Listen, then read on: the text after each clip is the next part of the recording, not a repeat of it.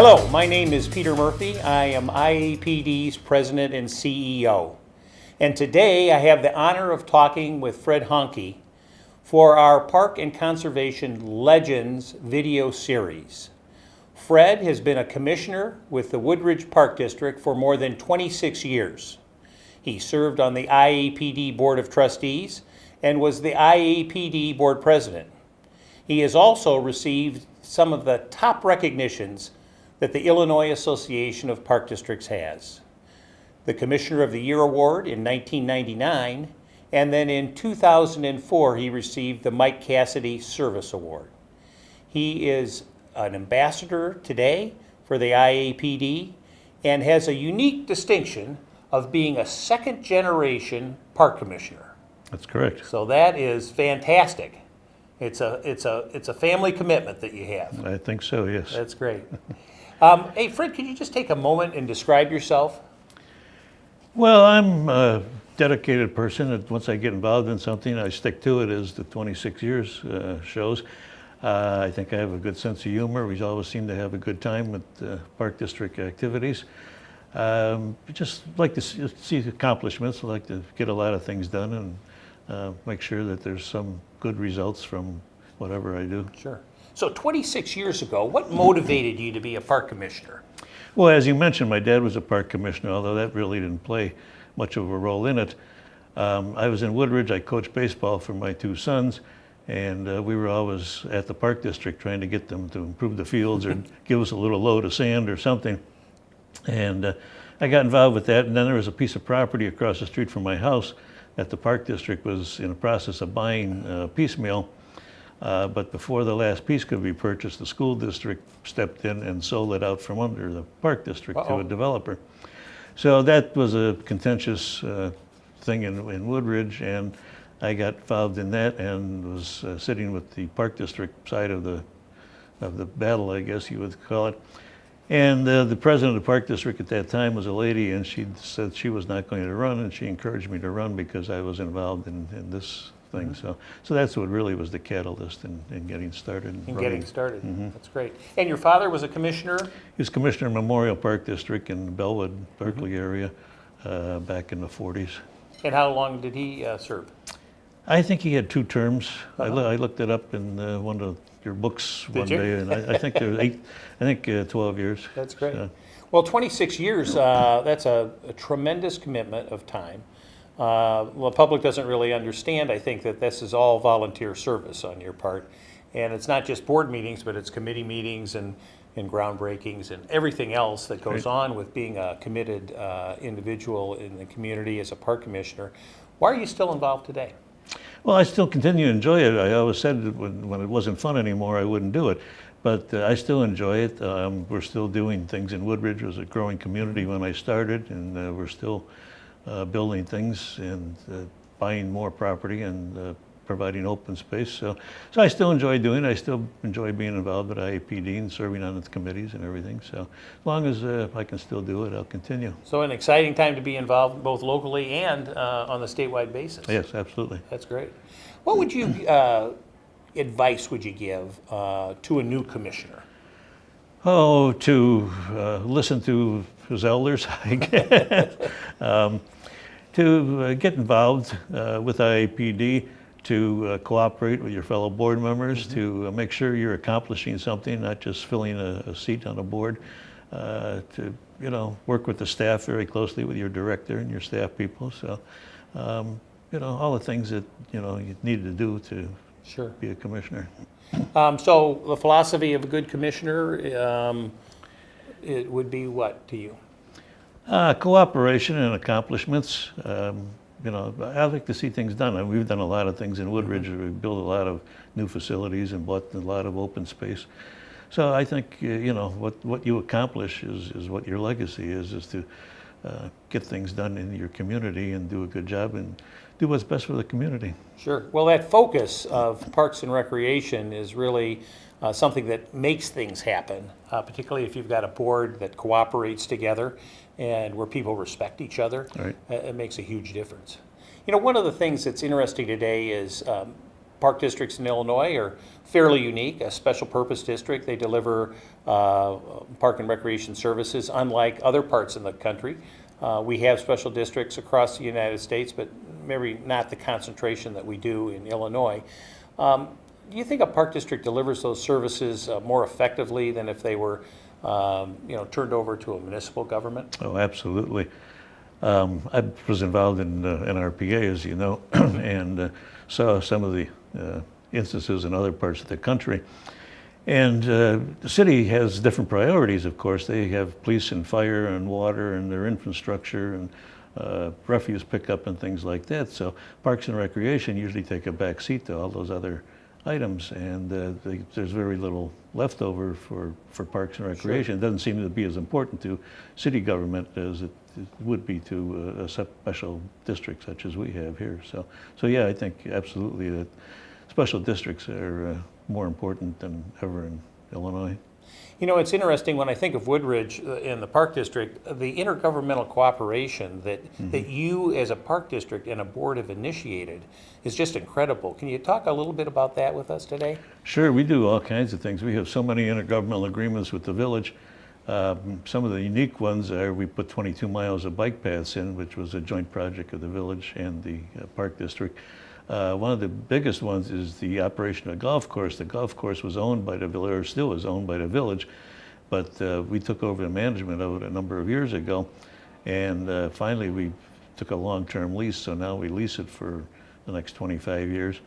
And it's a complete operation of the park district, but the property is owned by the village. Another project that we undertook was the high school district had 44 acres of land that hadn't been used since the late 60s, early 70s in preparation of building a third high school, which was never necessary. And they were going to develop that, so the village and the park district stepped in, and we actually had to go to court and file an eminent domain suit, which I think was the first one in Illinois, two taxing bodies filing eminent domain. But anyway, we acquired the property, and that's a joint 44-acre site that needs to be developed. That is owned 50-50 by the park district and the village. And the village. Well, the village really turned the operation of the golf course over to you because you could do it better. Absolutely, yes. And you've made it a success. Yes. They always had financial problems at the golf course, and when we took it over, we turned it around, and it's been wonderful ever since. That's great. Now, as a commissioner for 26 years, you've had tremendous professional leadership at the Woodridge Park District. And so I'd be interested in your opinion as to what are the attributes that you've observed from your own executive director, but what are the attributes that young professionals should try and develop in order to be an effective leader at the Park District level? Well, I think the most important is to work very closely with the board. You can't have a situation where there's animosity between the director and the board, but the staff has to recognize that the board makes the final decision on things. So I think for a new director, a young director should certainly surround himself with the very best available staff that he can find, and work very closely with the board and be social with the board. I mean, we have a great social relationship with our directors, and Sure. you know, I've always enjoyed working with them. And you really need to have that to be able to know somebody on a personal level makes the ability to communicate them on a professional with them on a professional level so much better, I think, Yes, don't you? absolutely, yes. Yeah. You know, park districts in the state have provided, it's a pretty young field actually. As you see park districts develop into kind of from a mom and pop organization, if you will, into being a more entrepreneurial entity. What do you think some of the problems are that face park districts today? Well, I've always been a big fan of public awareness. I don't think we put out enough blow our own horn, so to speak. I think that we need to tell our story and get people to recognize the terrific job that park districts do all across the state. We need to be as prominent in a municipality as the village government is, or school districts, or any other form of government. Also, I think consolidation is something to be avoided. That you know, that seems to be a popular topic these days in the state legislature, and I don't think that that's a good, you know, omen for park districts to be consolidated into municipal government or to be taken over by municipal government. Well, what you'd be doing is getting rid of a lot of volunteer leadership that has really, been donated to the public through park boards that are locally elected. When you run for election, you have to spend your own money to get elected even, Yes, so for a non-paying position. So, Right. it really is a labor of love for so many people across the state of Right. Illinois. So that's great. Absolutely. You've been involved in almost every one of IAPD's committees. You're still involved in IAPD's committee, and Right. thank you for that. We appreciate that very you. much. Why should a commissioner get involved in IAPD? You see other park districts, you see their operation, you meet the people, other commissioners, other staff members. It's great to be involved. I really enjoy being involved with the different committees that I've been served on, just to meet the people and everything. Plus, you're accomplishing something. Whatever the committee is you're on, we're doing something that provides park and recreation recognition and success stories. So I think it's important to serve on the committees. You're involved in the Joint Distinguished Agency Committee right now, Yes. right? Mhm. And so that recognizes park districts that have met a standard, Right, correct? absolutely. Yes, we go around, evaluate park districts. They have to meet certain standards. It's a very long list of standards that they meet and meet the criteria that are out there and become distinguished agencies, which is a very popular program. And so really now park districts, I think, are looking more at metrics. So how do you measure success is something that I think through this program that you see park districts more interested in than ever before. What are the standards? Yeah. Yes, because almost everyone, police departments are certified, fire departments are certified, and so park districts need to go through the procedure too. And if nothing else, it makes them clean up their act, and if there's anything missing or anything, it's pointed out by the committee and corrected at that time. So it's good for both sides. Sure, because it's kind of a review of policy as well as how you provide Right. services to the public. So it's a standard, I think, that is something that park districts want to achieve, and they have to work hard to get it. It's not just an instant process. No, it's basically a year-long process Right. to prepare for the evaluation. You bet. That's great. What advice would you give a 20-year-old? A 20-year-old coming into the field, Yeah, or just a 20-year-old just a 20-year-old. in Illinois. Just to get involved in your community, I think, is important. I think being part of something, a larger organization that provides services to your community is very important. Even if you run for a elected office or so, is important. We need more volunteerism in the country. And people that go out and do things like that, I think should be recognized as providing a service to whatever group they happen to be associated with. As I think of your service over the past more than a quarter of a decade, more than a quarter of a century, excuse me, you received the Mike Cassidy Community Service Award Right. and also the Commissioner of the Year Award. Those are great achievements for an individual in Parks and Recreation and a community volunteer. What would you like to be remembered for as far as your contributions to Parks and Recreation? Just that we did a lot to provide facilities and open space and programs in Woodridge, basically. We've done so much. I mean, our aquatic center, our recreation center, which is now under construction, we've done so many large projects that I think, that's important to a community. You've really changed the face of Woodridge, haven't you, We from a have. recreational aspect? Absolutely. When I started in the park district, I was quite small. There was only a few parks, local parks. So we've done a tremendous amount of building and purchasing of property and expanding the district to all corners of the village. The village has expanded too as well. Sure. But we've expanded the park district tremendously. Well, it certainly adds to home values when you're in Yep. proximity to a Yes. park. And also the recreational programs that you offer are just fantastic. Mm-hmm. So that takes great leadership on the board and from the professional staff as well. Right. I ask you what advice you give a 20-year-old. What's the best advice anybody gave you? I'll tell you, the best advice I got was at an early conference, one of the first conferences I went to. An old-time commissioner said that this job is very simple. He said, before any vote, whether it's just approving the minutes or if it's a multi-million-dollar project, you silently ask yourself, is this in the best interest of your park district? And if you can answer yes, you vote yes, and if it's not, you vote no. And I've kind of followed that for the last 27 years, and it works. I mean, that's what you have to do, just Sure. Very simple. Well, that's fantastic advice. I think so. So our listening audience should take that into Right. consideration.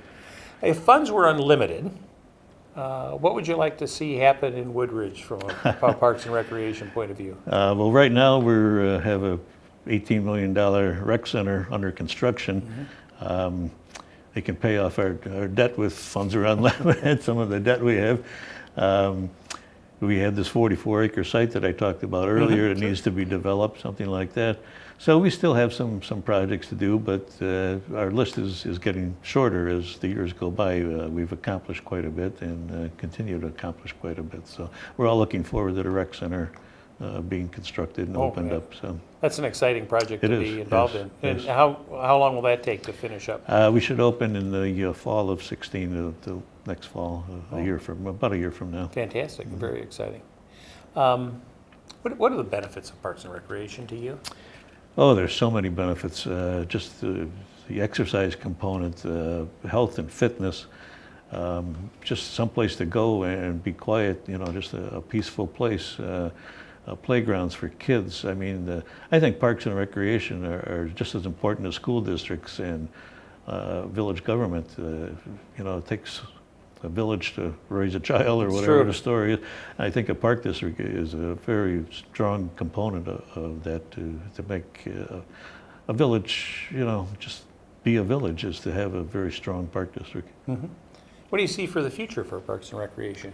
I think the future is bright. I'm concerned about some of the state government and unfunded mandates and consolidation, some of the things we talked about. But I think, there's enough people around to provide, leadership and to continue building parks and recreation programs all throughout the state. That's fabulous.